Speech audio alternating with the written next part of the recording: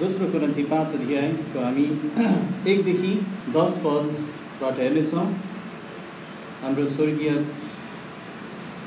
घर वा स्वर्गीय शरीर भनौँ, हाम्रो स्वर्गीय शरीरले हामीलाई उत्साह दिन्छ। अनि यो 10 पदबाट म 5वटा कुराहरू बाँड्न चाहन्छु प्रभुको इच्छामा। पहिलो कुरा, हामीले जान्नुपर्ने सत्यता, हामीले जान्नुपर्ने सत्यता 1 पदबाट त्यो हेर्नेछौँ।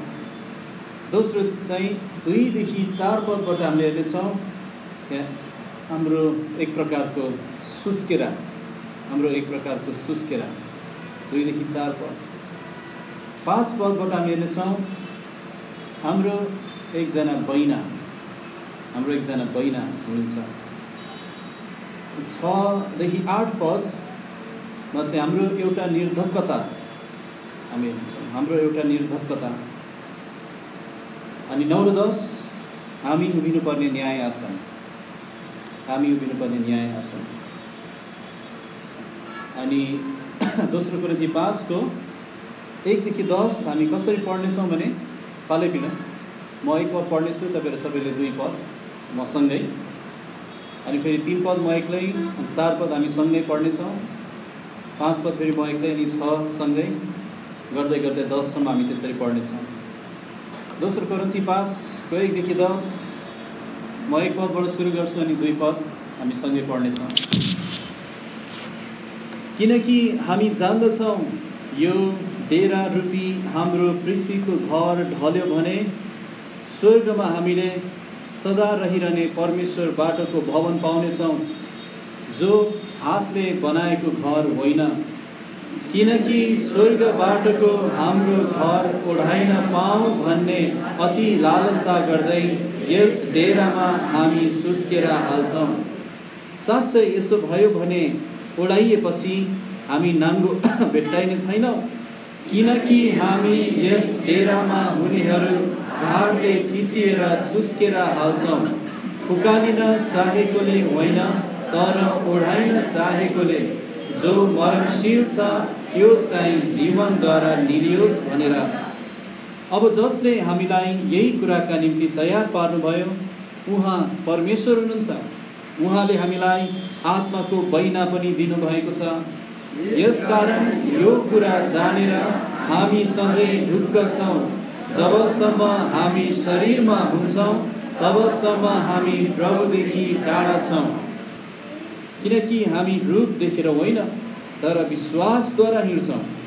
हामी ढुक्क छौँ र शरीरबाट अलग भएर बरु प्रभुसित रहनु नै इच्छा गर्छौँ। यसकारण चाहे हामी शरीरमा रहौँ चाहे नरहौँ, उहाँका निम्ति ग्रहण योग्य बनिने प्रयत्न गर्दछौँ। किनकि शरीरमा गरिएका कामहरूका निम्ति चाहे असल होस् चाहे खराब, हरेकले जे गरेको छ त्यस अनुसारको फल पाउनलाई हामी सबै ख्रीष्टको न्यायासनका सामु देखा पर्नुपर्छ। पावलले यो दोस्रो कोरिन्थीको पत्र चाहिँ कोरिन्थमा भएका विश्वासीहरूलाई एक प्रकारको सान्त्वनाको र धन्यवादको पत्र हामी भन्न सक्छौँ। कोरिन्थमा धेरै आत्मिक समस्याहरू थियो, पापहरू थियो, घमण्डहरू थियो, व्यभिचार थियो, व्यभिचार गर्नेलाई सहने कामहरू थियो, अनि कति कुराहरू उनीहरूलाई जान्नुपर्ने कुराहरू थियो। ती सब कुराहरू पावलले कोरिन्थीहरूलाई कतिवटा कडा पत्र लेखेका छन्। पहिलो कोरिन्थी उनीहरूको पापको विषयमा उनीहरूलाई हप्काएर, तर उनीहरूले यसलाई ठिक तरिकाले लिन्छन् होला कि लिँदैनन् होला। पावललाई एक प्रकारको डर थियो। त्यो दोस्रो कोरिन्थीमा बयान गरेका छन्, विशेष गरी 7 अध्यायमा कसरी लियो होला उनीहरूले मेरो पत्रलाई। तर खबर आउँछ उनीहरूले राम्रोसँग लिएका छन्। सुधारका वचनहरूलाई उनीहरूले आदर साथ लिएका छन्, अनि जे गर्नुपर्थ्यो त्यो गरेका छन्। त्यसरी पावल धेरै खुसी हुन्छ, अनि यो पत्र लेखेका छन्, दोस्रो कोरिन्थीको पत्र। दोस्रो कोरिन्थी चाहिँ अति नै सुन्दर पुस्तक हो। यो पुस्तकले हामीलाई धेरै कुराहरूको बारेमा शिक्षा दिन्छ। परमेश्वर हाम्रो सान्त्वनाको परमेश्वर हुनुहुन्छ भन्ने कुराबाट सुरु भएको छ यो पत्र। साथै पाप गर्ने त्यो भाइ पश्चाताप गरेको छ भने ऊप्रति कस्तो व्यवहार गर्नुपर्छ, कसरी स्वीकार गर्नुपर्छ त्यो सिकाएको छ। हामीले कण्ठ पनि गऱ्यौँ एउटा पद कि हामी मिठो बास्ना हुनुपर्छ, त्यो पनि दोस्रो कोरिन्थीबाटै हो। हामी जिउँदो पत्रहरू हौँ, यो पनि दोस्रो कोरिन्थीमा छ। साथै हाम्रो भौतिक शरीरको बारेमा पावलले 4 अध्यायमा विस्तृत रूपमा सिकाएका थिए। हाम्रो भौतिक शरीर चाहिँ एउटा माटोको भाँडा मात्रै हो, तर त्यहाँ परमेश्वरले आत्मिक धन राख्नुभएको छ। त्यसैले हाम्रो भित्री मानिस चाहिँ नयाँ हुँदै गइरहेछ अनि यो बाहिरी मानिस माटोको भाँडो चाहिँ दिनहुँ नाश हुँदै गइरहेको छ। अनि दोस्रो कोरिन्थीमा हामी यदि कोही ख्रीष्टमा छ भने एउटा नयाँ सृष्टि हो भन्ने सुन्दर पद पनि पाउँछौँ। दोस्रो कोरिन्थीमै अलगपन्थाको शिक्षा पनि छ, अविश्वासीहरूसँग एक समान भएर एउटै हलोमा नजोतियो। साथै दोस्रो कोरिन्थीमा चाहिँ परमेश्वरलाई कसरी दिने भन्ने विषयमा पनि सुन्दर शिक्षा छ। त्यसैले निकै सुन्दर पुस्तक छ। तर आज हामी दोस्रो कोरिन्थी 5 अध्यायको 1 देखि 10 पदबाट हेर्दैछौँ। तर 5को 1मा यो किनकि भन्ने शब्द भएकोले हामीले के बुझ्नुपर्छ भने योभन्दा अगाडि पावलले के कुरा गरेका छन् त। त्यसैले एक पन्ना अगाडि पल्टौँ अनि 4 अध्याय, अब सबै पढ्न पाए धेरै राम्रो हुन्थ्यो, तर सबै पढ्ने छैनौँ। 4 अध्यायको हामी 16 देखि 18 पद चाहिँ पढ्नेछौँ। 4 अध्यायमा हाम्रो शरीरलाई माटोको भाँडासँग तुलना गरिएको छ, जसमा परमेश्वरले आत्मिक धन राखिदिनु भएको छ। अनि 16 पददेखि 18 पदमा यस्तो लेखेको छ, यही कारणले हामी हिम्मत हार्दैनौँ। हाम्रो बाहिरी मान्छे नष्ट हुँदै गइरहेको भए तापनि भित्री मान्छे चाहिँ दिनदिनै नयाँ हुँदै गइरहेको छ। किनकि हाम्रो छिनभरको हल्का सङ्कष्टले हाम्रा निम्ति नाप्नै नसकिने र सदा रहने भारी महिमा उत्पन्न गर्छ। किनकि हामी देखिने कुराहरू होइन, तर नदेखिने कुराहरू हेर्दछौँ। किनकि देखिने कुराहरू चाहिँ थोरै दिनका हुन्, तर नदेखिने कुराहरू सदा रहिरहन्छन्। किनकि हामी जान्दछौँ त्यसैले यसरी आइरहेको छ। 4 अध्यायमा पावलले अर्को कुरा पनि बताएका छन् कि कसरी घरिघरि पावलले चाहिँ मृत्युकै मुखसम्म पुगेको अनुभव गर्नु परेको थियो। सतावटहरूको कारणले पावलले 4 अध्यायमा नै भनेका छन्। 8 पद र 9 पद हामी एकचोटि हेरौँ। हामी चारैतिरबाट मिचिएका छौँ, तर पनि सङ्कटमा परेका छैनौँ। हामी अत्याइएका छौँ र हताश भएका छैनौँ, सताइएका छौँ तर त्यागिएका छैनौँ, तल फ्याँकिएका छौँ तर नष्ट भएका छैनौँ। 10 पद पनि, येशूको जीवन पनि हाम्रो शरीरमा प्रकट होस् भनेर प्रभु येशूको मराई हामी सधैँभरि शरीरमा लिएर यताउता हिँड्छौँ। त्यसैले सतावटको कारण हामी मृत्युलाई नै बोकेर हिँडिरहेको छौँ। मृत्युको सामना गर्नु परेको छ हरेक समय, नियमित रूपमा सधैँ जसो प्रभुको काममा व्यस्त रहँदा। तर पावलले भन्छन् म डराएको छैन, म मर्न डराउँदिनँ। हो, मृत्युको सामना गर्नुपर्छ, तर म मर्न डराएको छैन। हामी पनि मर्न डराउनु पर्दैन। कारण के होला त? कारण पावलले भन्छन् म मरेँ भने म तुरुन्तै प्रभु कहाँ हुन्छु अनि मेरो एउटा नयाँ स्वर्गीय शरीर हुन्छ। त्यसैले म मर्न डराएको छैन। परमेश्वर जसको सेवा म गर्छु उहाँसँग म हुनेछु। अनि त्यसपछि पावलले 5 अध्यायमा यही बताछन् कि उहाँसँग हुन्छु भन्ने कुरामा म ढुक्क छु, म बहिना हुन्छु, त्यसैले म मर्न डराउँदिनँ। तर जबसम्म शरीरमा छु 9 पद अनुसार म उहाँलाई प्रसन्न तुल्याउने प्रयत्न गर्छु, ग्रहणयोग्य अथवा प्रसन्न तुल्याउने, प्रिय हुने। अनि 10 पद भन्छन् किनभने हामी उहाँको सामु उभिनुपर्छ, न्यायासनको सामु उभिनुपर्छ हिसाब बुझाउनलाई। त्यसैले मानिसहरूले मुक्ति पाएको देख्न चाहन्छु अनि हामी सबैजना ख्रीष्टका राजदूतहरू हौँ भन्ने भने दोस्रो कोरिन्थी 5 अध्याय एकजना विश्वासीले यसरी भन्नुभएको छ। यो चाहिँ दोस्रो कोरिन्थीको पुस्तकको चुचुरो हो। अति नै सुन्दर अध्याय छ 5 अध्याय। अनि हामी हरेक पदमा धेरै समय बिताउन सक्यौँ, तर हामी प्रभु विषयमा 10वटै पदहरू आज हेर्छौँ।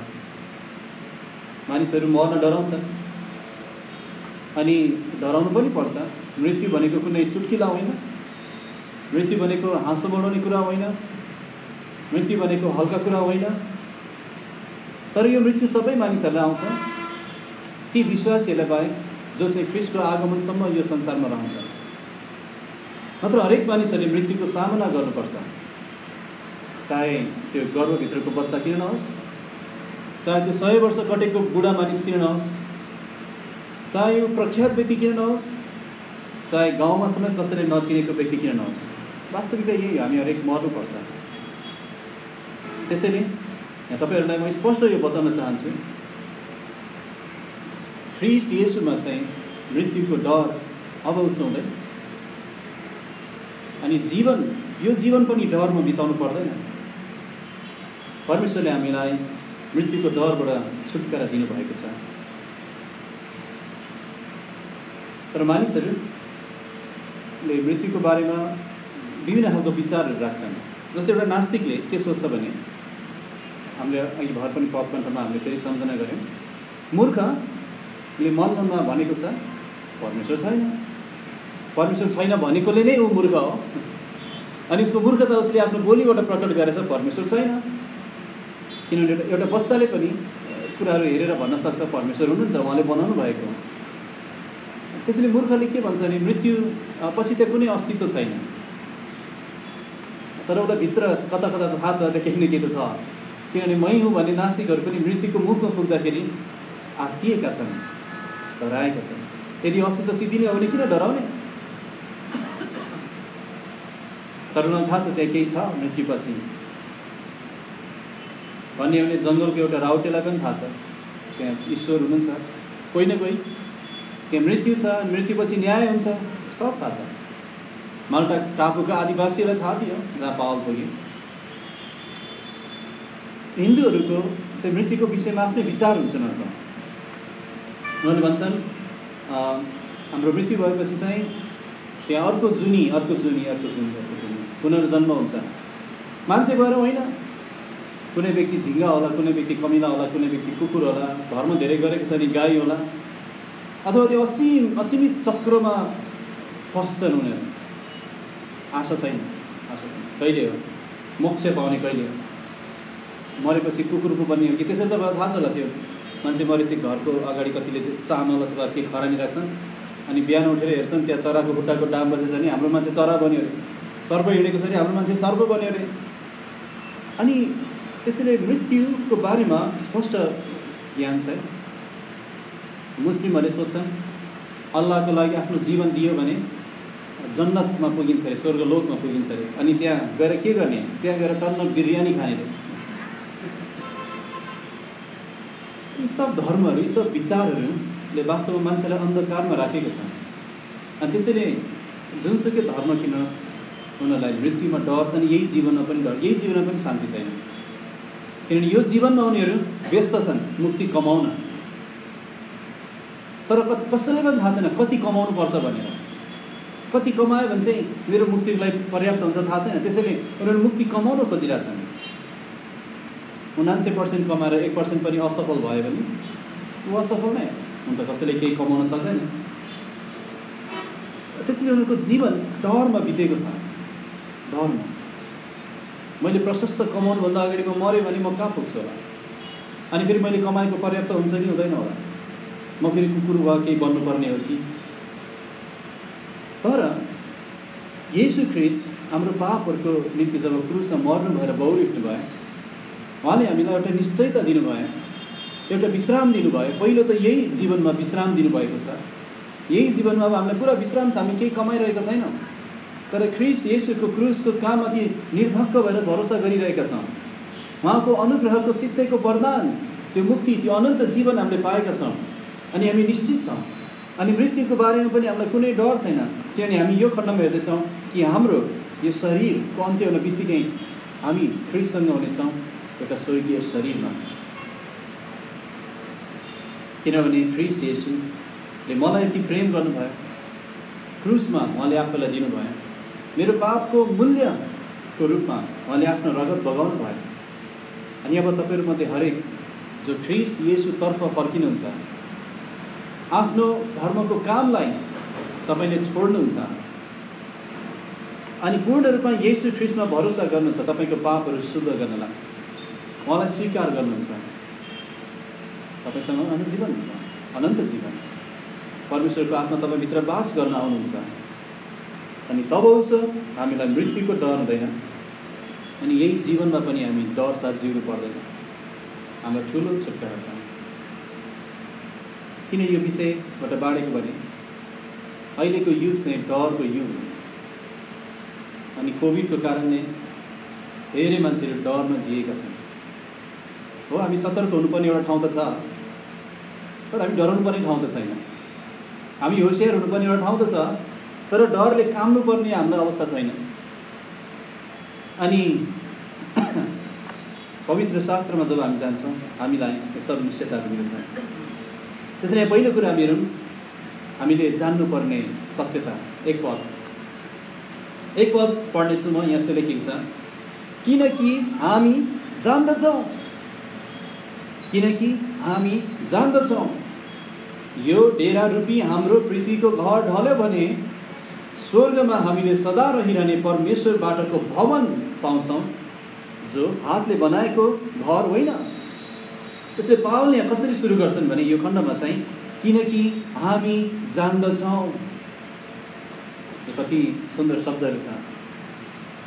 एकचोटि मात्र होइन, पावलले धेरैचोटि प्रयोग गर्ने शब्द हो।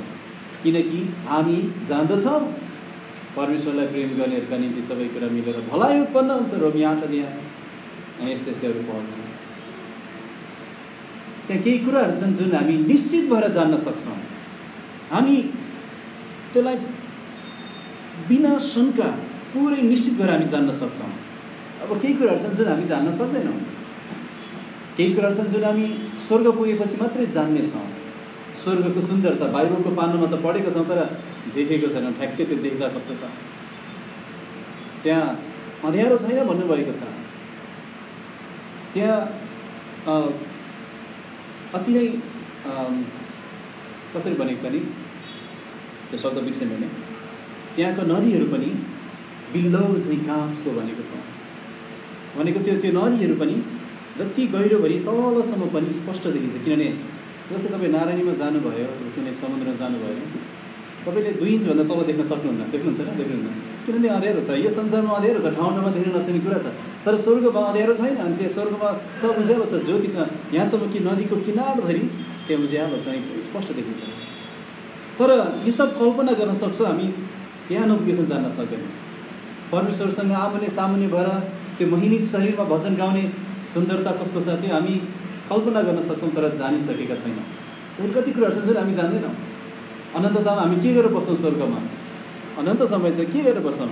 परमेश्वरले कसरी हामीलाई व्यस्त रहनुहुन्छ हामी जान्दैनौँ। तर यति थाहा छ, अनन्तता चाहिँ कहिले पनि झ्याउ लाग्नु हुँदैन। स्वर्गमा हामी अनन्तसम्म सङ्गति गर्छौँ, हामीलाई कहिले पनि झ्याउ लाग्ने छैन। अनन्तता भनेको चाहिँ त्यहाँ चाहिँ हरेक पटक त्यहाँ केही हामी सिकिरहेको हुन्छ, नयाँ कुराहरू नयाँ। अनि कहिले पनि हामीलाई झ्याउ लाग्दैन। अचम्म छ अब यो अनन्तताको बारेमा सोच्ने हो भने। तर कति कुराहरू चाहिँ हामी जान्दैनौँ। तपाईँले सोध्नु होला, मलाई थाहा छैन। कति कुराहरू छन् परमेश्वरले गोप्य राख्नु भएको छन्। व्यवस्था 29-29 गोप्य कुराहरू परमेश्वर, गुप्त कुराहरू परमेश्वरका हुन्। अनि त्यो हामीलाई जान्ने अधिकार छैन। कति कुराहरू भविष्यवक्ताले लेख्न खोजे, प्रभुले भन्नुभयो नलेखा, त्यो त्यसलाई छाप लगाऊ। हामी जान्दैनौँ त्यो के कुरा थियो, हामीलाई थाहा छैन। तर जे कुरा हामीलाई प्रकट गरिएका छन् बाइबलमा, त्यो चाहिँ हामी शङ्का लिएर बस्नु हुँदैन। जस्तै रोमी 8:28 हामी जान्दछौँ सबै कुरा मिलेर भलाइ उत्पन्न हुन्छ परमेश्वरलाई प्रेम गर्नेहरूका निम्ति। अनि यसमा हामीले शङ्का गर्नु हुँदैन। अनि यहाँ चाहिँ अर्को कुरा पावलले भन्दैछ, हामी अर्को कुरा छ जुन जान्दछौँ। अब नजानेको कुरालाई जानेको छु भन्नु घमण्ड हो, तर जान्नुपर्ने कुरालाई नजान्नु चाहिँ के हो? त्यो अज्ञानता हो, त्यो मूर्खता हो। मेरो प्रश्न, जुन कुरा पावलले यहाँ भन्न गइरहेका छन्, के तपाईँ जान्नुहुन्छ? यहाँ पावलले के भन्दछन्? एउटा कुरा, अर्को कुरा यहाँ गर्दैछन्, हामी जान्दछौँ।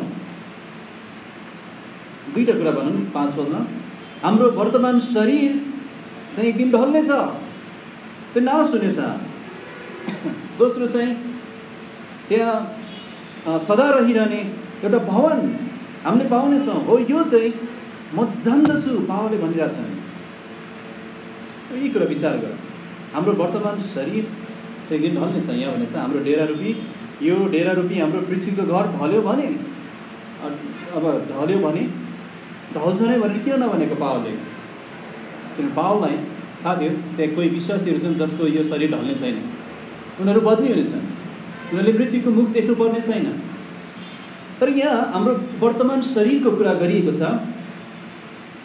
जसलाई चाहिँ यहाँ डेरासँग तुलना गरेको छ। डेरा रूपी पृथ्वीको घर भनिएको छ। हाम्रो शरीरलाई विभिन्न कुरासँग तुलना गरेको छ। माटोसँग भनेको त माटो होस्, माटो फर्की जान्छस्। माटोको भाँडासँग तुलना गरेको छ, एउटा भाँडा।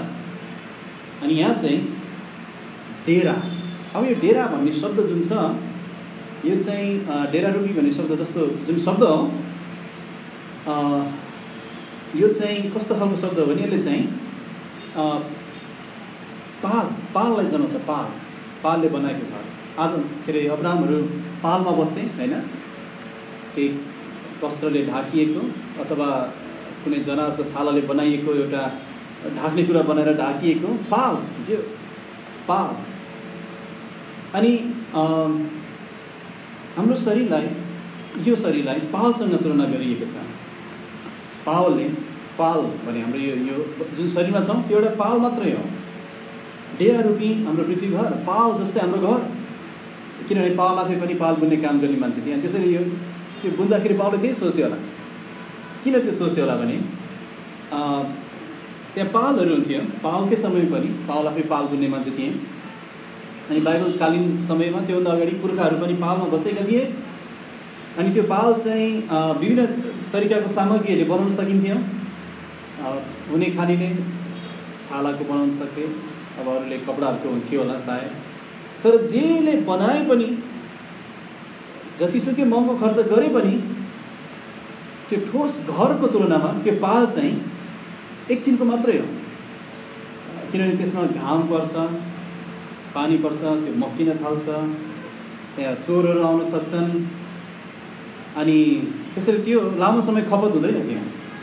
त्यो च्यातिन थाल्थ्यो मक्किएकोले समय बित्दै जाँदा। अनि त्यसपछि त्यसलाई रद्द गर्नुपर्थ्यो, फेरि अर्को बनाउनु पर्थ्यो। पावलले भने हाम्रो शरीर पनि यस्तै हो। जतिसुकै राम्रो होस्, हामी सबैको शरीर छ नि, यो चाहिँ पाल जस्तै हो। हाम्रो बाहिरी मान्छे जुन एउटा डेराको रूपमा हामी बसेका छौँ। अनि त्यो शरीर पनि अब हाम्रो यो पाल, हाम्रो शरीर, हामीमध्ये कतिजनाको चाहिँ त्यो अब टालटुल गर्नुपर्ने अवस्था आइसक्यो, मक्किन थालिसक्यो। कतिजनाको अहिले हट्टाकट्टा होला, तर समय आउँछ बिस्तारै। तर हामीलाई पावलले उत्साह के दिइरहेको छन् भने यो शरीर नै सबथोक होइन, अन्त्य होइन। त्यहाँ एउटा हाम्रो अनन्त वासस्थान छ। परमेश्वरबाटको भवन छ, त्यो चाहिँ पाल होइन, त्यो भवन हो, त्यो दरबार हो, यसरी भनौँ। त्यो अनन्त वासस्थान हो। त्यो नयाँ शरीर जुन हामीले पाउँछौँ, त्यो शरीर चाहिँ मक्टिँदैन, त्यो सिद्ध छ, त्यो च्यातिँदैन, त्यो भत्काउन सकिँदैन त्यसलाई। त्यो अनन्त छ। हाम्रो शरीर, अहिलेको हाम्रो शरीर र हामीले अनन्ततामा पाउने शरीरको बारेमा पहिलो कोरिन्थी 15 मा पावलले अति सुन्दर तरिकाले बताएको छ। त्यहाँ पल्टौँ एकचोटि हामी पहिलो कोरिन्थी 15 मा। पहिलो कोरिन्थी 15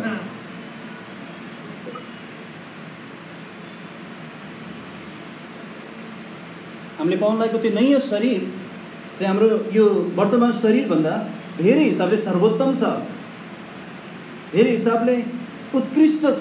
के हिसाबले उत्कृष्ट छ? अनि पावलले त्यही बताएर छ। 42 पदमा मरेकाहरूको बौरिठै पनि यस्तै प्रकारको हुन्छ। विनाशी दशामा छरिन्छ, अनि कस्तो दशामा बढिन्छ? अविनाशी। यो अनन्त शरीर जुन हामीले पाउन लागिरहेछौँ त्यो चाहिँ सर्वोत्कृष्ट छ, किनभने त्यो चाहिँ अविनाशी छ। विनाशी भन्दा त अविनाशी सर्वोत्तम हो। अविनाशी छ। 43 अध्याय 43 पदमा पनि पावलले भन्छन्, अनादरमा छरिन्छ अनि महिमामा बौराइन्छ। अनादरमा छरिन्छ भनेको कति विश्वासीहरूलाई त अब आदर साथले दफन गरिन्छ, अनि विदेशतिर त अझ मरेको मान्छेलाई श्रृङ्गार गर्ने, सजाउने अनि सुन्दर बनाउने त्यस्तो काम गर्ने व्यक्तिहरू पनि हुन्छन्। उनीहरू जीवितभन्दा मरेपछि बढी सुन्दर देखिन्छन् कति मानिसहरू त्यसरी सिँगारिएकोले। अनि निकै आदर साथ दफन गर्छन्, तैपनि त्यो शरीर चाहिँ आखिर कुहिएर जाने, त्यो अनादरमा छरिन्छ। तर जुन यो नयाँ शरीर पाउँछौँ यो चाहिँ महिमित शरीर हो।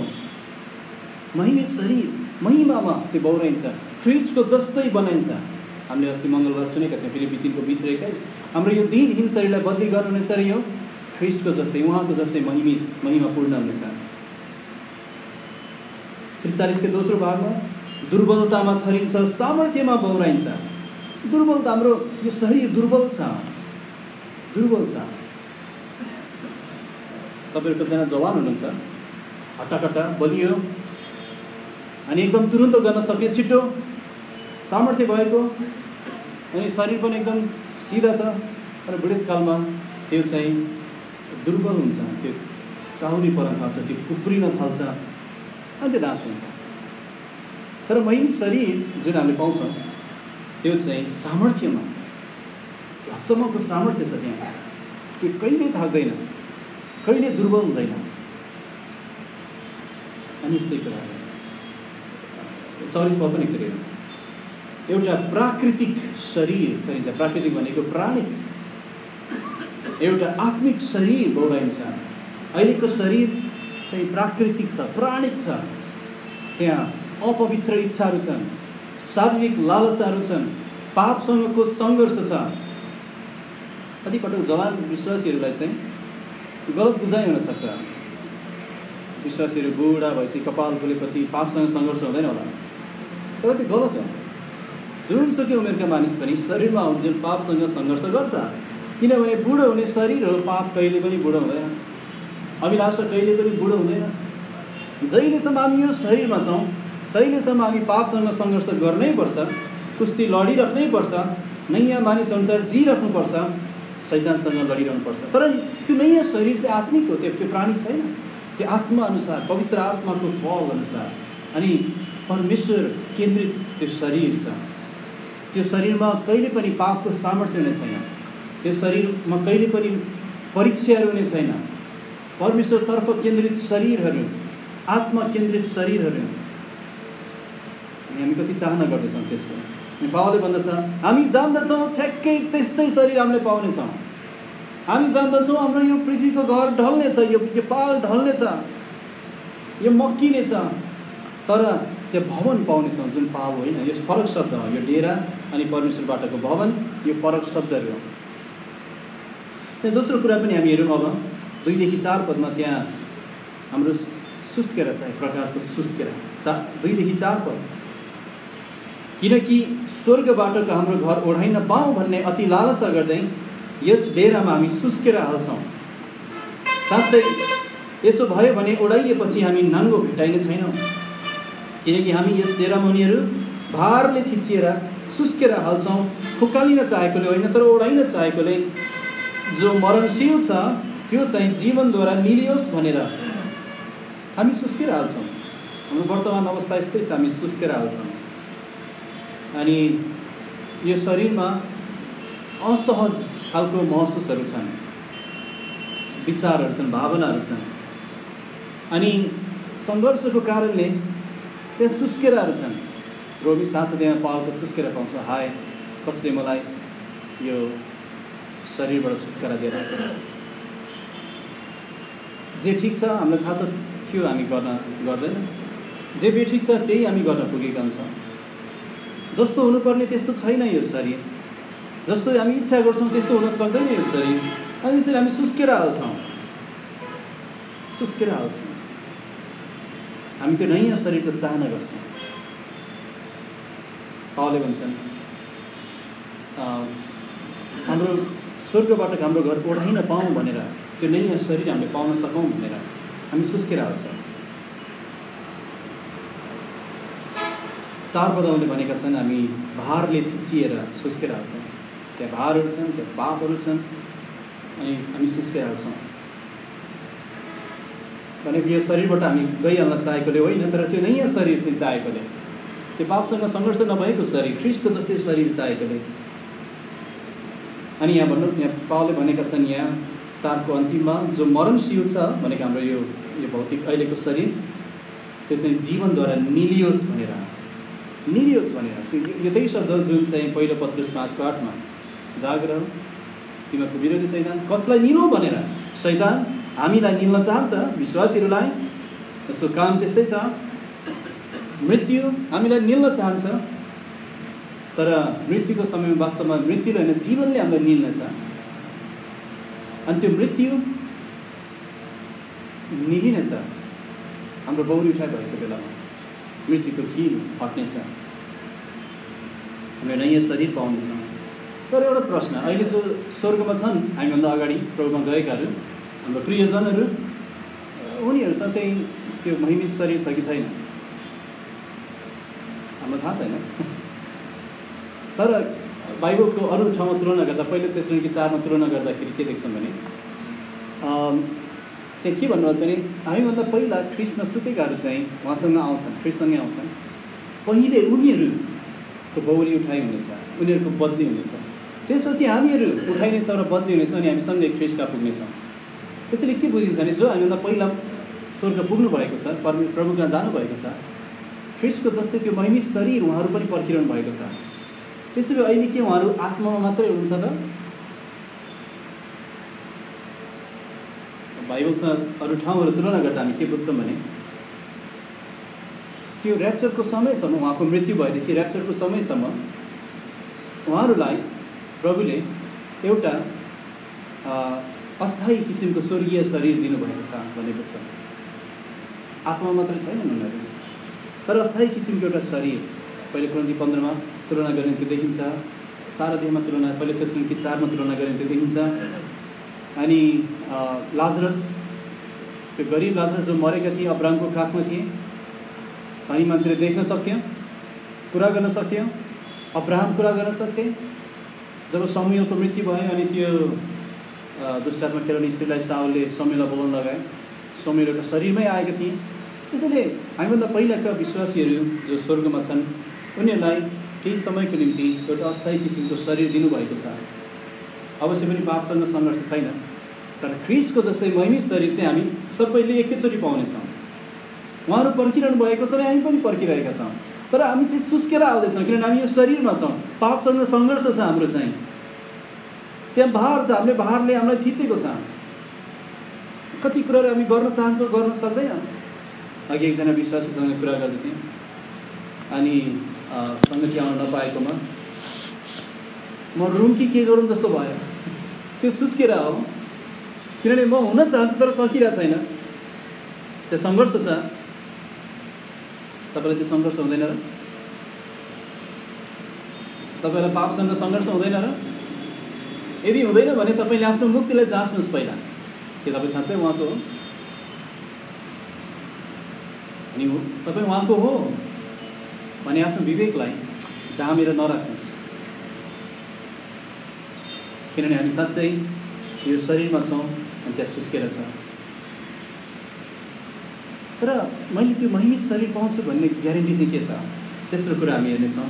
हाम्रो एकजना बहिना हुनुहुन्छ, हाम्रो ग्यारेन्टी, 5 पद। अब जसले हामीलाई यही कुराका निम्ति तयार पार्नुभयो, के कुराको निम्ति? यो जीवनद्वारा हामीलाई निल्नलाई, परमेश्वरबाटको भवन हामीलाई दिनलाई। अनि साँच्चै यो 3 पदमा अलिकति यहाँ पावलको सङ्केत हामी के देख्छौँ भने साँच्चै यसो भयो भने ओढाइएपछि हामी नाङ्गो भेट्टाइने छैनौँ। त्यसैले जब प्रभुका पुग्छन् अहिले नै, ऱ्याप्चरभन्दा पहिले नै हामीभन्दा अगाडि उनीहरू नाङ्गो छैनन्, अवश्य पनि आत्मा मात्रै एउटा शरीर दिएको छ। तर 5 पद हामी ध्यान दियौँ, हाम्रो ग्यारेन्टी 2टा कुरा बताइरहेछ यहाँ। हाम्रो ग्यारेन्टी 2टा व्यक्तिको बारेमा बताइएको छ। 5 पद, अब जसले हामीलाई यही कुराका निम्ति तयार पार्नुभयो उहाँ को हुनुहुन्छ? परमेश्वर हुनुहुन्छ। हो, पहिलो कुरा चाहिँ हामी किन निर्धक्क हुन सक्छौँ, किन हामीसँग ग्यारेन्टी छ, किन हामी नयाँ शरीर पाउनेछौँ भने हामीलाई यो सब कुरा तयार पार्नु भने परमेश्वर हुनुहुन्छ भनेको छ।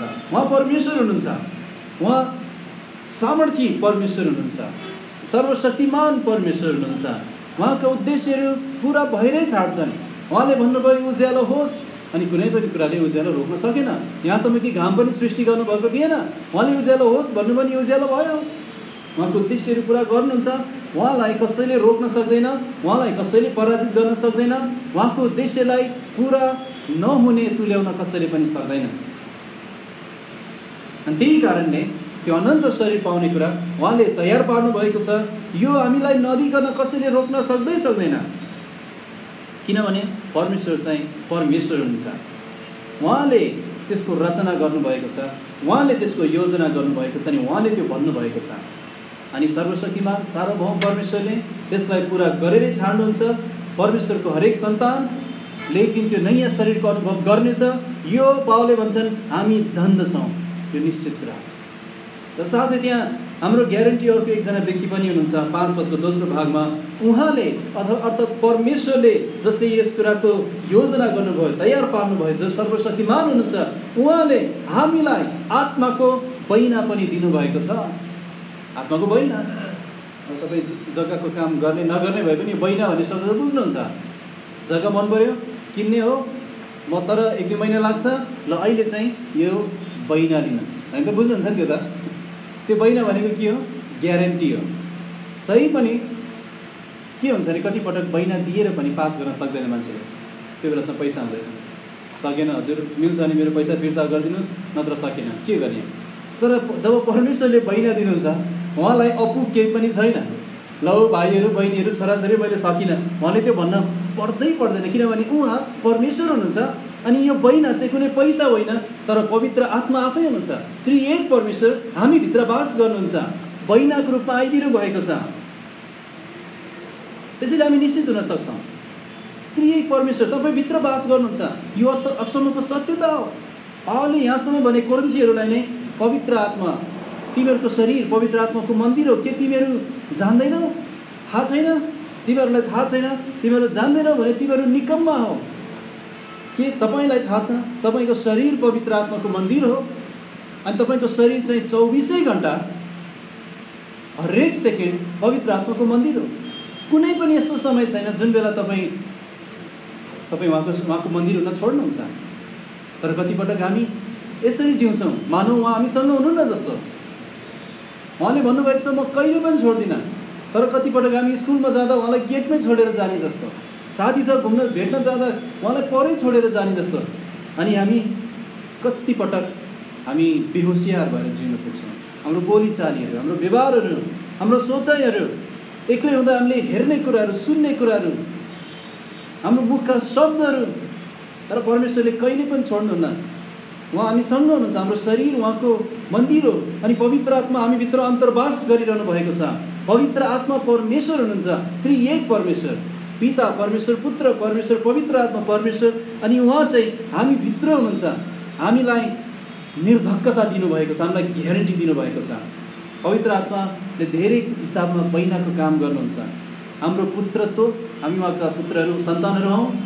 हाम्रो प्रार्थना, हाम्रो पैतृक सम्पत्ति, हाम्रो आत्मिक वरदानहरू, यो सब कुरा उहाँ हामीभित्र हुनुभएको हो। त्यसैले हामीलाई ग्यारेन्टी छ। चौथो कुरा, हाम्रो एउटा निर्धक्कता पनि छ। हाम्रो एउटा निर्धक्कता पनि छ। 6देखि 8 पद हामी हेर्नेछौँ। 6देखि 8 पद यहाँ भनेको छ, यस कारण के कारण हामीले त्यो नयाँ शरीरको निश्चित आशा हामीसँग भएको कारण, के कारण? उहाँ परमेश्वर हुनुहुन्छ जसले यो तयार पार्नुभयो। त्यो कारण के कारण? हामीसँग आत्माको बैना हुनुभएको कारण। यस कारण यो कुरा जानेर, हामीले जान्नुपर्ने कुराहरू पनि छ। यो कुरा जानेर हामी सधैँ के हुन्छौँ? अनि के हुन्छ? ढुक्क हुन्छ। त्यही हाम्रो एउटा निर्धक्कता छ। हाम्रो निर्धक्कता के छ? 6 पदहरू पढौँ पुरै। जबसम्म हामी शरीरमा हुन्छौँ तबसम्म हामी प्रभुदेखि टाढा छौँ। उहाँ हामी भित्र हुनुहुन्छ, तर मेरो आँखाले उहाँलाई देखेका छैनन्। उहाँसँगको त्यो व्यक्तिगत अथवा त्यो आम्ने सामने भएर गर्ने सङ्गति त्यो मैले गर्न सकिरहेको छैन। त्यसैले प्रभुदेखि टाढा छौँ, तर हामी ढुक्क छौँ भनेको हामीलाई राम्रो साहस छ भन्ने अर्थ हो। यो ढुक्क साहस छ, हामी डराउनु पर्दैन। जेसुकै हामी डराउनु पर्दैन, हामीलाई साहस छ। अनि हामीलाई मृत्युमा साहस दिन्छ यसले, जबसम्म हामी शरीरमा हुन्छौँ, प्रभुदेखि टाढा हुन्छौँ। अनि 7 पद, किनकि प्रभुले हामीलाई किन अहिले शरीरमा राख्नु भएको छ, किन हामीलाई यहाँ राख्नु भएको छ, किनकि हामी रूप देखेर होइन तर विश्वासद्वारा हिँड्छौँ। हामीलाई एउटा अभ्यास गराउन चाहनुहुन्छ, हामीलाई विश्वासको अभ्यास गराउन चाहनुहुन्छ। अनि यहाँ भनेको छ कति कुराहरू छ जुन हामी हाम्रो आँखाले देख्न सक्दैनौँ, हातले छुन सक्दैनौँ, महसुस गर्न सक्दैनौँ, तर हामी जान्न सक्छौँ। पवित्र शास्त्रमा बताएको छ। त्यसैले हामी रूप देखेर होइन, हामी देखेको कुराहरू अनुसार हामी जिउँदैनौँ, तर विश्वासद्वारा हामी हिँड्छौँ। विश्वास चाहिँ हिँड्छ। विश्वास स्थिर भएर एक ठाउँमा बस्दैन, अचल भएर बस्दैन। विश्वास हो प्रभुमा स्थिर हुन्छ, जब बसालेको हुन्छ, तर विश्वास हिँड्छ। मसँग विश्वास छ भन्नु होला, तर तपाईँको जीवन त्यो विश्वास अनुसारको छैन भने आफूलाई जाँच्नुपर्छ, किनभने साँचो विश्वास चाहिँ हिँड्छ। 8 पद पनि हामी हेरौँ। फेरि भन्छन् हामी ढुक्क छौँ, शरीरबाट अलग भएर बरु प्रभुसित रहनु नै इच्छा गर्छौँ। चाहिँ हाम्रो प्रस्थान, शरीरबाट हामी प्रस्थान भएर प्रभुसँग रहन हामी इच्छा गर्छौँ। मृत्युको कुनै पनि डर पावलको जीवनमा हामी देख्दैनौँ, किन जब हामी शरीरबाट अलग हुन्छौँ हामी प्रभुसित हुनेछौँ। त्यो मृत्युको शय्यामा, त्यो अन्तिम घडीमा हामी खाटमा आउँदाखेरि हामीले आँखा खोल्नेछौँ, हाम्रो वरिपरि हाम्रो प्रियजनहरू उभिएर अनि हामीलाई अन्तिम विदा गर्नुभएको हामी देख्नेछौँ। अनि त्यसपछि जब हामी आँखा चिम्लिन्छ र खोल्छौँ, ख्रीष्ट हामीलाई स्वागत गर्न बस्नुभएको हामी देख्नेछौँ। शरीरबाट अलग, प्रभुसित। तर मुक्ति नपाएकाहरूले यो भन्नै सक्दैन। उनीहरू त अब कति लाख जुनी पर्खिरहेछन्, उनीहरू मृत्युपछि केही छैन भन्दै आफूलाई धोका दिइरहेछन्, तर हामी चाहिँ प्रभुसँग हुनेछौँ। उनीहरूको निम्ति शरीरबाट अलग हुनु भनेको प्रभुबाट पनि अलग हुनु सदाको लागि, तर हामी प्रभुसित हुनेछौँ। त्यसैले अन्तिममा 5औं कुरा, त्यहाँ हाम्रो न्याय आसन छ, हामी उभिनुपर्ने न्याय आसन छ। 9 र 10 पद हामी पढ्नेछौँ। यस कारण चाहे हामी शरीरमा रहौँ चाहे नरहौँ, उहाँका निम्ति ग्रहण योग्य बनिने प्रयत्न गर्दछौँ, किनकि शरीरमा गरिएका कामहरूका निम्ति चाहे असल होस् चाहे खराब, हरेकले जे गरेको छ त्यस अनुसारको फल पाउनलाई हामी सबै ख्रीष्टको न्यायासनको सामु देखा पर्नुपर्छ। पावलले भने म उहाँसँग रहन चाहन्छु, मैले यस्तो आत्मिक स्वर्गीय घर पाइरहेको छु, त्यसै अहिले शरीरमा चाहिँ किन प्रभुले राख्नु भएको छ त? हामी संसारमा छौँ भने यो उहाँको इच्छा हो। अनि वास्तवमा जुन शरीर हामीले पाएको छौँ, यो शरीर पुरै घृणा गरिने लागेको त छैन। दाउदले भने म भए योग्य र आश्चर्यपूर्ण रीतिले बनाइएको छ। यो शरीर बनाउनु हुने पनि परमेश्वर हुनुहुन्छ, यो उहाँले बनाउनु भएको शरीर हो। कुनै पनि वैज्ञानिकले अहिलेसम्म जतिसुकै फुर्ती गरे पनि छालाको 1 इन्च पनि जस्तो चाहिने त्यस्तो बनाउन सकेको छैन। सबै नसाहरू, स्नायुहरू जोडिएको, लाखौँ सानो छालामा पनि कति धेरै स्नायुहरू, अनि छुँदाखेरि हामीलाई यहाँ थाहा हुन्छ यहाँ छोएको छ भने वैज्ञानिकले बनाउन सकेको छैन। यो अचम्म छ। तर यो पापको सङ्घर्ष भएकोले म चाहन्छु उहाँसँग हुन, तर उहाँ नआउन्जेल अथवा उहाँले मलाई आफू कहाँ नबोलाउन्जेल चाहिँ मैले यहाँ ध्यान दिनु परेको छ। माथिका कुरा मन लगाउने तर यहाँ। अनि अहिले जब म शरीरमा छु, प्रभुले मलाई किन राख्नु भएको छ, के उद्देश्य छ उहाँको राख्नु, के योजना छ? प्रिय विश्वासीहरू, 9 पदले चाहिँ हाम्रो परम उद्देश्य देखाउँछ। हाम्रो परम उद्देश्य के हो? परम उद्देश्य उहाँलाई खुसी पार्नु, उहाँलाई प्रसन्न तुल्याउनु, उहाँको प्रिय हुनु। पावलले भन्छन् ग्रहण योग्य। यस कारण, यो सब सत्यताहरूको कारण, त्यो नयाँ शरीर पाउन लागिरहेको छु, त्यो जीवन ओढाइन लागिरहेको छु। अनि परमेश्वरले तयार पार्नुभएको छ, पवित्र आत्मा वैनाक रूपमा दिनुभएको छ। अनि म अहिले विश्वासद्वारा हिँड्दैछु, उहाँसँग रहने इच्छा गर्छु। अनि 9 पद, यस कारण अहिले जब म शरीरमा छु, चाहे म शरीरमा रहँ नरहँ, उहाँका निम्ति ग्रहण योग्य बनिने प्रयत्न गर्दछौँ। यहाँ अठोट पावलको साथ, अठोट एउटा उद्देश्य, एउटा परम उद्देश्य। तपाईँहरू अठोट गर्नुहुन्न र आफ्नो जीवनमा? कति धेरै अठोटहरू गर्नुहुन्छ अवश्य पनि। यो महिना त मैले यति कमाउनुपर्छ, कमाउने व्यक्तिले भन्नुहुन्छ। जब घरमा ल्याएर श्रीमतीलाई दिनुहुन्छ, उहाँले भन्नुहुन्छ मैले यो महिना यति बचाउनुपर्छ। त्यो अठोट हो। त्यो अठोट छैन भने त, अनि त्यो उद्देश्य छैन भने त्यहाँ अनावश्यक खर्चहरू हुन्छ, अनि घाटा हुन्छ। मान्छेहरूको उद्देश्यहरू हुन्छन्। एउटा स्कुलमा पढ्ने बच्चाको उद्देश्य हुन्छ, म ठुलो भएपछि यस्तो बन्छु, म यति पढ्नेछु, म यो बन्नेछु। अनि उद्देश्य हुन्छ मान्छेहरूको समाजमा नाम कमाउने।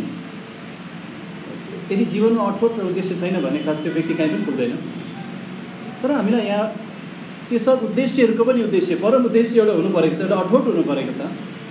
अनि पावलले भन्छन्, उहाँलाई प्रसन्न तुल्याउन चाहन्छु, उहाँको प्रिय हुन चाहन्छु, मेरो उद्देश्य त्यो। अनि एउटा शब्द प्रयोग गरेका छन्, प्रयत्न गर्दछौँ। यो हल्का तरिकाको होइन। मेरो ख्रिस्टीय जीवन चाहिँ हल्का साथ जिउने होइन। मेरो ख्रिस्टीय जीवन चाहिँ बिना उद्देश्यको होइन। मेरो ख्रिस्टीय जीवन चाहिँ त्यहाँ उद्देश्य छ, त्यहाँ प्रयत्न छ।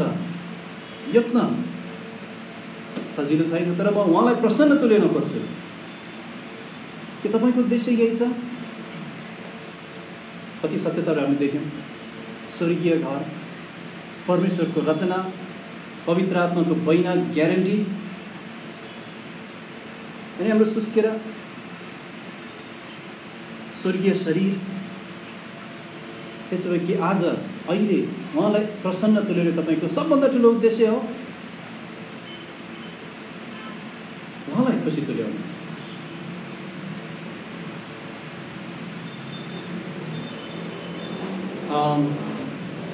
प्रभुको निम्ति जिउँदा त्यहाँ मान्छेहरू खुसी हुँदैनन्।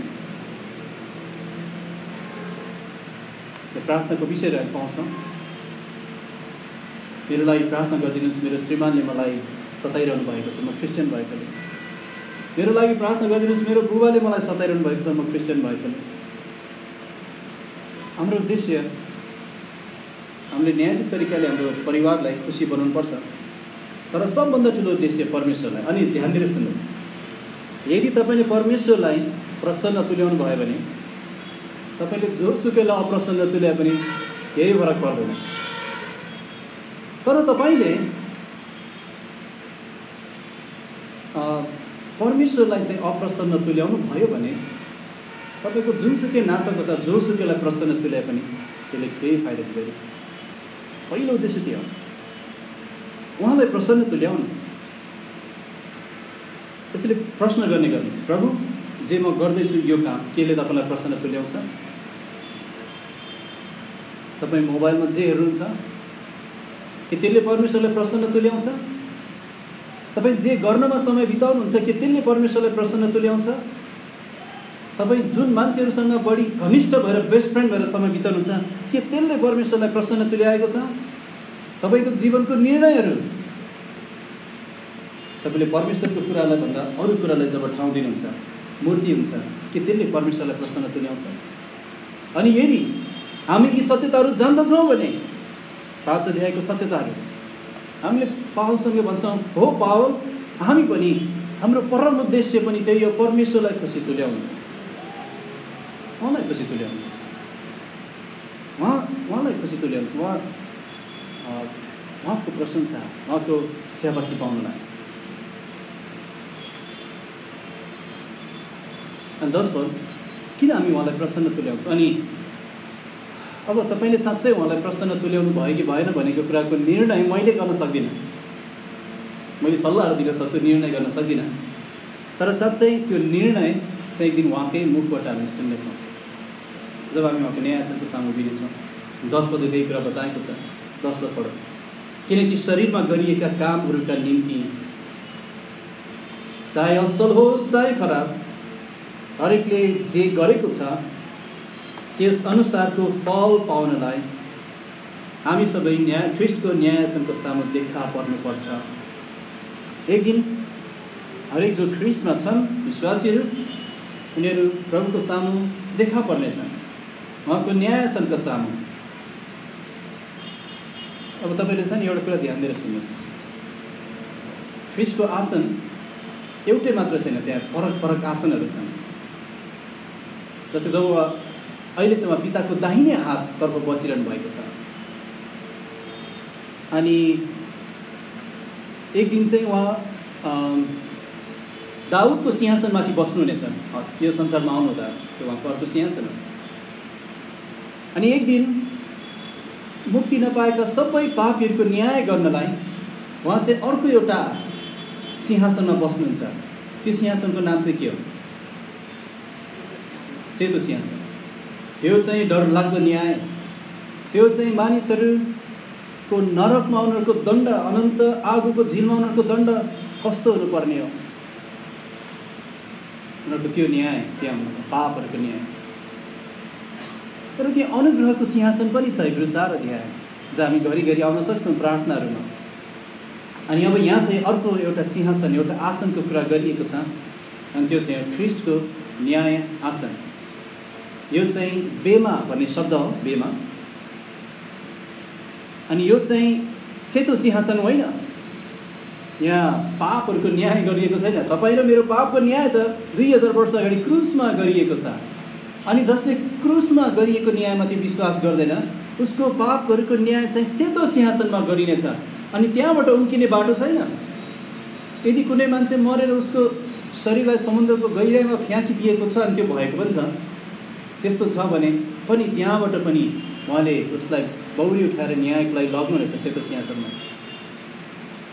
हिन्दूहरूले जलाउँछन्, आगोले उसको शरीर पुरै खाइदिन्छ, तर आगोबाट पनि उहाँले निकाल्नु रहेछ त्यो जलेको शरीर, खाएको शरीर, त्यो धुवा भएको शरीर समेत निकालेर बौरी उठाउनुहुन्छ अनि न्याय गर्नुहुन्छ उसको पापहरूको। तर हामी विश्वासीहरू चाहिँ सेतो सिंहासनमा हामी अब जानै पर्दैन, त्यो बन्द भइसक्यो हाम्रो लागि। ख्रीष्टमा उनीहरूलाई कुनै दण्डको आज्ञा छैन, तर हामी न्याय आसनको सामु चाहिँ उभिन्छौँ हाम्रो कामहरूको हिसाब बुझाउनलाई। यहाँ त्यही भनेको छ 10 पदमा, किनकि शरीरमा गरिएका कामहरूका निम्ति, शरीरमा गरिएका कामहरूका निम्ति। अनि यहाँ ध्यान दिएर हेर्नुहोस्, यहाँ कामहरू भनेको छ। हाम्रो पापहरूको न्याय होइन, हाम्रो कामहरूको न्याय हो। हाम्रो पापहरूको न्याय त क्रुसमा भइसक्यो, सिद्धिसक्यो। तर हाम्रो शरीरमा गरिएका कामहरूको जाँच उहाँले गर्दै हुनुहुन्छ। विश्वास, यसरी भनौँ, मुक्ति चाहिँ कामहरूद्वारा होइन, तर मुक्ति कामहरूका निम्ति चाहिँ हो। पावलले अघि यहाँ भनिसकेका छन् 7 पदमा, विश्वासद्वारा हिँड्छौँ, विश्वास हिँड्छ। अनि असल कामहरू, हाम्रो शरीरमा गरेका कामहरूको हिसाब प्रभुले लिनुहुन्छ। मुक्ति दिलाउने विश्वासले जहिले पनि त्यहाँ असल कामहरू ल्याउँछ, प्रमाणहरू ल्याउँछ। असल कामहरू चाहिँ यसको बारेमा केही कुरा सोच्न सक्छौँ, तर यहाँ 4वटा कुरा सोचेको छु। असल कामहरू, पहिलो हाम्रो मुक्तिको प्रमाण दिन्छ, असल कामहरूले मुक्तिको प्रमाण दिन्छ। दोस्रो, असल कामले चाहिँ हराएकाहरूको सामु एउटा साक्षी बनिदिन्छ। असल कामहरू मुक्तिको प्रमाण दिन्छ, हराएकाहरूको सामु असल साक्षी बन्छ। अनि तेस्रो चाहिँ असल कामहरूले प्रभुलाई प्रसन्न तुल्याउँछ। अनि चौथो चाहिँ असल कामहरूले हामीलाई इनाम दिलाउँछ, इनाम पनि दिलाउँछ। यहाँ चाहिँ 10 पदमा चाहिँ असल कामहरूलाई न्याय गर्दै हुनुहुन्छ, उहाँले जाँच्दै हुनुहुन्छ। तपाईँहरू हरेक अनि मलाई मुक्ति पाएका छ कि हामी सबैलाई परमेश्वरले भण्डारीहरू बनाउनु भएको छ। उहाँले हाम्रो हातमा जिम्मेवारीहरू सुम्पिनु भएको छ। हामी के कुराको भण्डारी हौँ? हामी चाहिँ समयको भण्डारी हौँ, हामीसँग भएको योग्यताहरूको भण्डारी हौँ। हामीसँग भएको वरदानहरूको भण्डारी हौँ, हामीसँग भएको सम्पत्तिको भण्डारीहरू हौँ, अनि हामीलाई दिनुभएको मौकाहरूको भण्डारीहरू हौँ। अनि हामीले त्यसलाई उहाँको महिमाको निम्ति उहाँलाई प्रसन्न तुल्याउने गरी प्रयोग गरे कि गरेनौँ। हाम्रो योग्यताहरू, हाम्रो वरदानहरू, हाम्रो समयहरू, हाम्रो सम्पत्तिहरू, हाम्रो मौकाहरू, हाम्रो जीवन उहाँको लागि प्रयोग गरे कि गरेनौँ। अनि जब ख्रीष्टको सामु उभिन्छौँ, एउटा व्यक्तिले धेरै गरेको हुनसक्छ ख्रीष्टको लागि, जब ख्रीष्टको सामु उभिन्छ उहाँले उसको विचारहरूद्वारा खुट्ट्याउनुहुन्छ। सर्वज्ञानी परमेश्वर हुनुहुन्छ, उहाँका आँखाहरू आगो जस्तो छ भनेको छ। उहाँले न्यायपूर्ण तरिकाले हेर्नुहुन्छ नि हाम्रो विचारहरू समेत खुट्ट्याउनुहुन्छ। हामीले प्रभुको सेवा गरेका होलाौँ, हामी ठाउँ ठाउँमा कुदेको होला, हामी प्रचार गरिरहेको होला, हामी मान्छेलाई चर्चमा ल्याइरहेको होला, हामी भेटीमा प्रशस्त दिइरहेको होला, तर उहाँले भन्नुहुन्छ कसरी गर्यो, कसरी गर्यो, कसरी गर्यो? मान्छेलाई प्रसन्न तुल्याउन कि मलाई प्रसन्न तुल्याउन? मान्छेलाई देखाउन कि मेरो महिमा गर्नलाई? आजकल चर्चहरूमा भेटीको बक्सामा समेत नामहरू लेख्ने गरिन्छ, नाम लेखेर हाल्ने गरिन्छ। फलानोबाट यति आयो, आफैले नाम लेखेर। अनि त्यो चर्चमा के गर्छन्? यो साँच्चै भएको नेपालमा मैले सुनेको छु, मेथोडिस्ट चर्चमा, मेथोडिस्ट जस्तो लाग्छ, त्यो नाम लेखेर हालिन्छ भेटीमा। अनि धनी धनी हुन्छन्, प्रशस्त हाल्छन्। प्रशस्त हालेपछि त भन्नु पऱ्यो, गोप्य रूपमा हाल्यो भने त फेरि कसरी थाहा नपाउँदा नामहरू लेखेर हालिन्छ। अनि त्यसपछि वर्षमा अनि त्यो भेटी गर्ने मान्छेले चाहिँ फलानो अधिकारीबाट आज यति हजार आयो, फलानो कार्कीबाट यति आयो, फलानो सुनारबाट यति आयो, फलानो अर्जेलबाट यति आयो, अनि सब हिसाब राख्ने वर्षको अन्तिममा चाहिँ।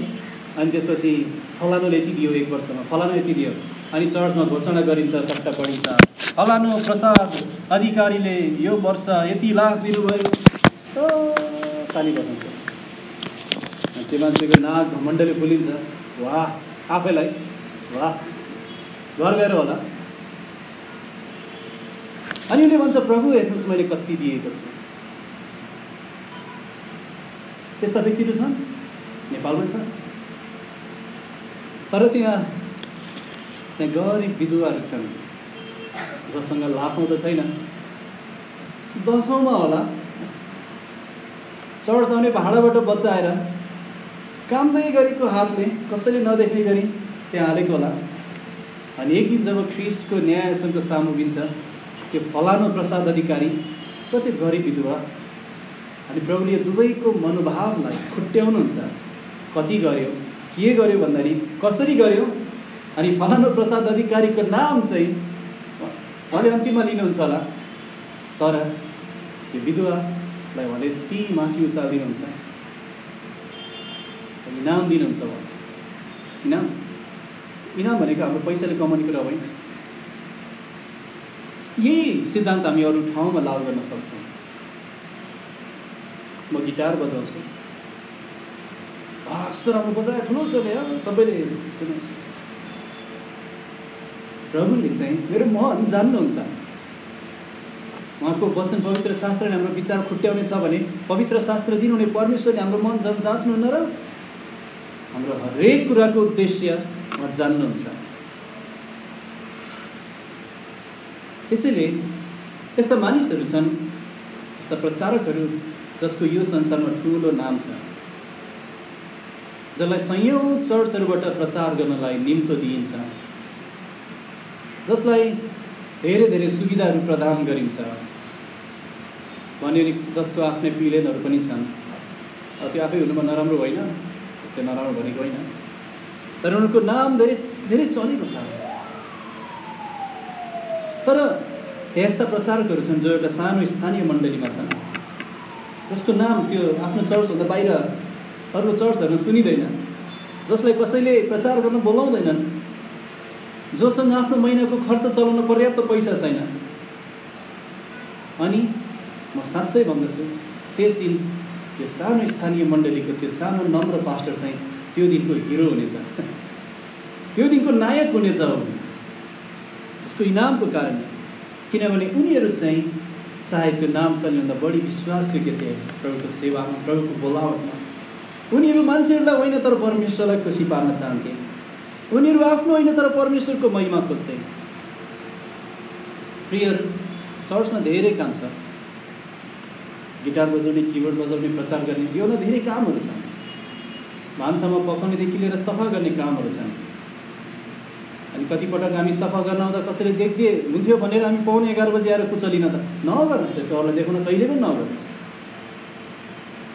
प्रभुलाई धन्यवाद होस्, यहाँ प्रभुले हामीलाई यस्तो विश्वासहरू दिनुभएको छ। जसले सफा गरेको हामी देख्दैनौँ, सफा गरिरहेनौँ, तर सफा छ। किन? मान्छेलाई देखाउन होइन, प्रभुलाई। अब यो भन्दै मान्छेहरू बित्तिकै हामी सब छोडेर चुप्लाएर बस्नु त होइन। काम त गर्नुपर्छ, तर उद्देश्य के हो? देखाउन होइन।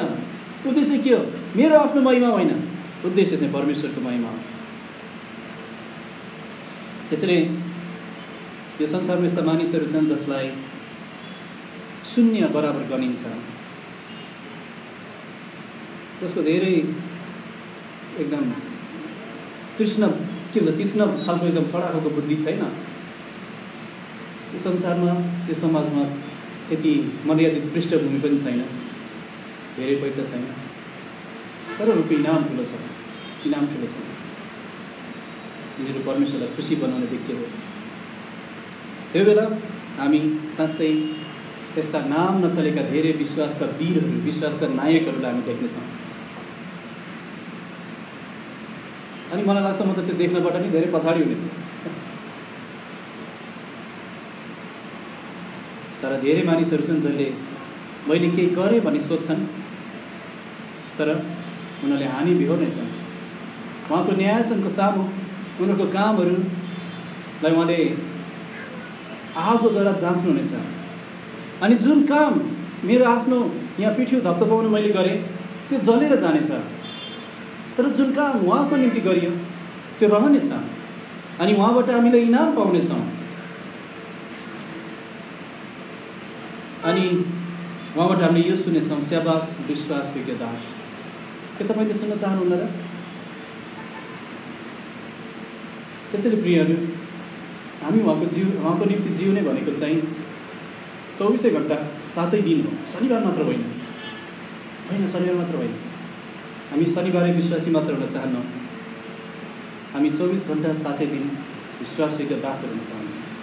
त्यो अठोट छ कि छैन तपाईँको? त्यो उद्देश्य छ कि छैन? हो, यो शरीरमा हामी सुस्केर आउँदैछौँ, तर हामीलाई कुनै कुराको डर छैन, मृत्युको डर छैन। हामीसँग एउटा आशा छ, एउटा नयाँ शरीर, ख्रिस्टको जस्तै शरीर हामी बदली हुनेछौँ। अनि यहाँ तपाईँलाई उत्साह के दिन चाहन्छु भने, हिजोसम्म तपाईँ जसरी जिउनुभयो, जसरी गर्नुभयो, त्यो हामी बदल्न सक्दैनौँ। अब त्यसको बारेमा सोचेर पनि हामी केही पाउन सक्दैनौँ। तर अब मसँग जति दिन छ, जति समय छ, यो चाहिँ उहाँको महिमाको लागि प्रयोग गर्नुपर्छ। तपाईँले भन्नुहोला, म धेरै वृद्ध भइसकेँ। ठिक छ, तपाईँसँग 1 वर्ष होला, 1 महिना होला, प्रभुको निम्ति प्रयोग गर्नुहोस्।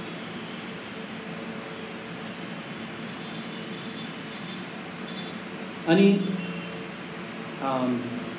यहाँ के भनेको छ 10 पदमा, एकचोटि पढौँ भने हामी अन्त गर्नेछौँ।